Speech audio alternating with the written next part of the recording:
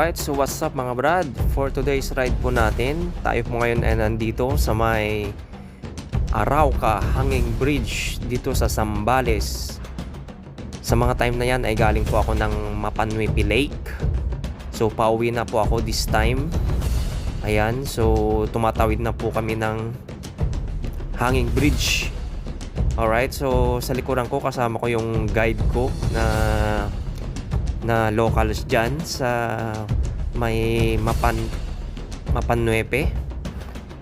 Kung pupunta po kayo ng Mapanwepe Lake ay siguradong dadaanan nyo to mga brad. Although may isa pang option na dadaanan dito, kasi yung mga 4 wheels iba po yung daanan niya. So yung mga motor dito po sila dumadaan, pero may iba pang siyang option. Alright, so happy ko dyan sa oras na yan. Nakatawid ako na single hand lang ang aking hawak.